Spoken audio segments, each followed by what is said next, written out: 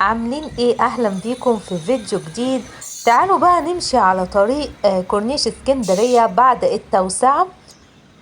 بدأنا الجولة من 45 وهنكمل لغاية المنظرة، وهنشوف مع بعض الطريق بعد التوسعة. شايفين قد ايه مساحة الطريق بقت كبيرة جدا وواسعة.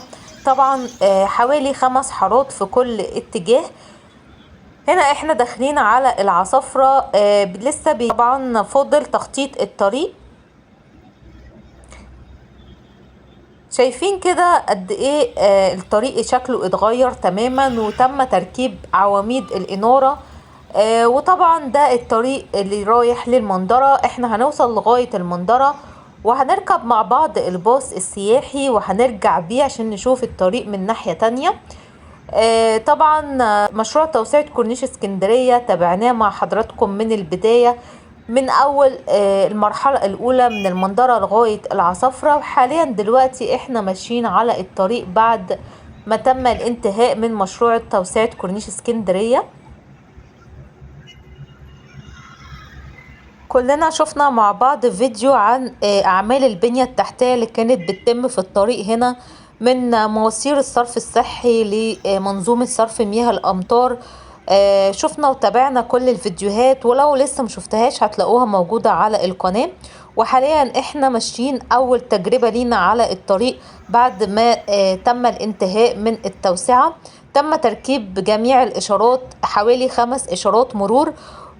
الناس بقى ما تحاولش تعدي من فوق لان الطريق بقى واسع جدا، ففي خطورة كبيرة جدا على اي حد هيعدي من غير ما يلتزم بالاشارة. فياريت الكل يلتزم باشارة المرور، يعني اللي معدي ده كده غلط. برضو في اشارة مرور يا جماعة، واكتر من اشارة موجودة في الطريق. التزموا بيها منعا للحوادث ان شاء الله. ربنا يحمي الجميع. كده وصلنا عند المنظرة، وهناخد بقى الباص السياحي عشان نشوف الطريق من الناحية التانية. طبعا هنا بيتم تطوير الميدان ده اللي هو ميدان المنظرة، عشان يتماشى بقى مع الطريق بعد التوسعة. لسه طبعا النقط البيضة دي هيخططوا بقى الحارات اللي موجودة، وهيتم تقسيم الحارات. وهنا طبعا احنا داخلين عند المنظرة خلاص كده. هننزل وهناخد بقى الباص السياحي الأحمر اللي على الشمال ده اللي حضراتكم شايفينه، وهنمشي بيه على طريق كورنيش اسكندرية. هصور لكم برضو الطريق من الناحية التانية بعد الانتهاء. طبعا لسه مكملين المرحلة التانية من مشروع توسعة كورنيش اسكندرية من ميامي لغاية المحروسة، ولكن احنا حاليا بنتابع المرحلة الأولى اللي تم الانتهاء منها. هنا بقى التصوير من الباص السياحي. هناخد الجولة مع بعض وهنمشي بيها بقى على طريق كورنيش اسكندرية، وهنشوف الطريق بعد الانتهاء.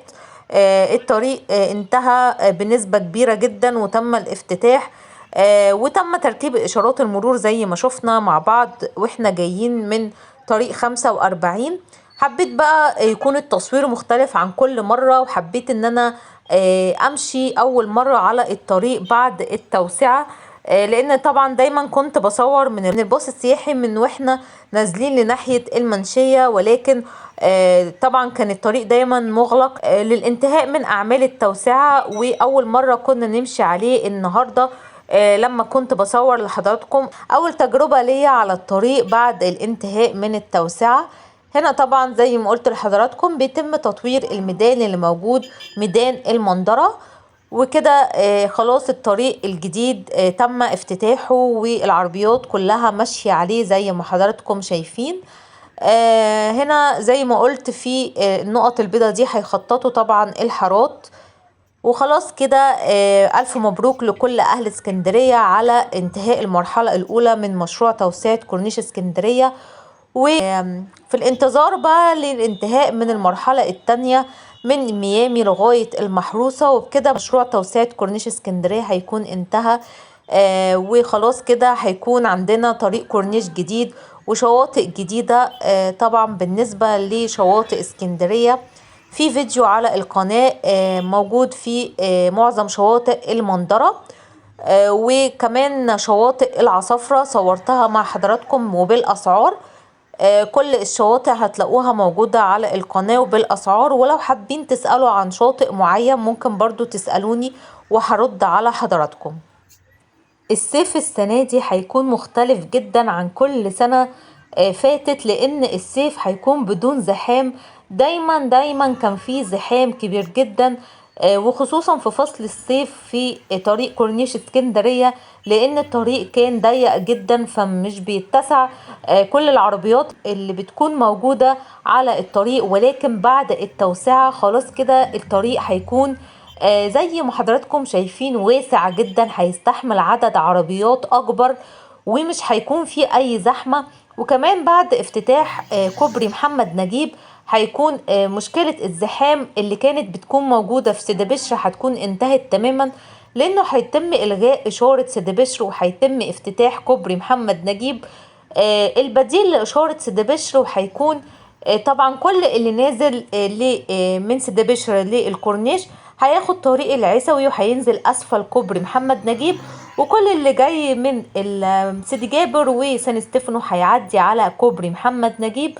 والكوبري طبعا اتجاه واحد فقط وطوله حوالي 700 متر، وطبعا مش هيكون فيه اي زحام. احنا ودعنا زحام اسكندرية اللي بيكون موجود دايما في فصل الصيف. فصل الصيف السنة دي هيكون مختلف تماما. تعالوا وشرفونا، احنا في انتظاركم في صيف جديد وشواطئ جديدة وكورنيش جديد كمان. كل الخير لكل اسكندرية واهل اسكندرية. السنة دي هيكون معانا صيف مختلف خالي تماما من اي زحمة كنا بنشوفها في او بنعاني منها كل صيف. كان بيبقى الموضوع صعب جدا كل صيف، ولكن السنة دي الموضوع مختلف تماما. طبعا في مشروع جديد بيحصل في اسكندرية، ترميم العمارات القايلة للسقوط، وده مشروع عظيم جدا لان معظم عمارات اسكندرية واللي على الطريق الكورنيش متهالكة تماما بسبب طبعا عوامل البيئة، لان كل العمارات دي بتكون على البحر فبتتأثر اكتر من اي عمارات في اسكندرية. فطبعا ده مشروع كبير جدا وعظيم، فكل الشكر والتقدير للقائمين على المشروع ده. بصوا كل ما هنمشي هنلاقي فيه ترميم للعمارات القايلة للسقوط. احنا هنا عند اليوترن اللي في العصافرة، طبعا هنرجع تاني لغاية 45، بس حبيت تشوفوا الطريق زي ما عودتكم دايما تصويري بيكون من الباص السياحي عشان تشوفوا الطريق بوضوح. هنا طبعا في مطاعم جديدة موجودة على الطريق زي خواطر دمشقية وبازوكا، ويعني هتيجوا تصيفوا وحواليكم مطاعم كتير جدا هنا في اسكندرية. طبعا الطريق شكله اتغير تماما وبقى افضل. بصوا يعني مهما كان كذا عربية بتعدي عادي جدا، مفيش اي زحام زي ما كنا بنشوف كل سنة. فالحمد لله ان المشروع ده حصل، كان المفروض يحصل من زمان بس مش مشكلة، المهم ان هو حصل عشان طبعا يغنينا تماما عن مشكلة الزحام اللي كنا بنعاني منها كل سنة في الصيف. طبعا كل الناس تعدي من عند الإشارة أفضل، بلاش حد يعدي عشوائي كده لأن الموضوع بقى صعب جدا. وزي ما انتوا شايفين الطريق بقى واسع جدا فما بقاش خلاص ينفع نعدي من فوق. في الأول كان الطريق ضيق فالموضوع كان يعني ملموم شوية عن دلوقتي، لكن دلوقتي الطريق واسع جدا فمينفعش ان احنا نعدي من فوق.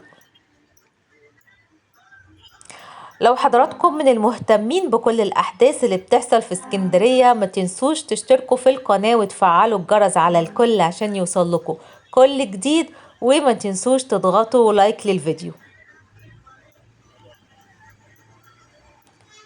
هنا خلاص كده شايفين الطريق اتغير تماما عن الأول، وخلاص فاضل بس تخطيط الطريق زي ما قلنا. خلاص كده هو انتهى بنسبة كبيرة جدا جدا.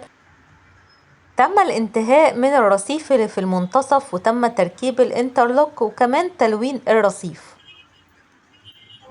زي ما تابعت مع حضراتكم المشروع من البداية خالص، دلوقتي لازم نتابع كمان النهاية ونشوف الطريق بعد الافتتاح ونفرح كلنا بانتهاء المشروع على خير. هنا مطعم بازوكا اللي قلت لحضراتكم عليه فتح جديد. هنا كده خلاص احنا هنوصل لنهاية الطريق، هنقفل مع بعض الفيديو عند 45، وهقول لكم هتوحشوني جدا جدا لحد الفيديو الجاي. شكرا ليكم ولمتابعتكم، اشوفكم في فيديو جديد، باي باي.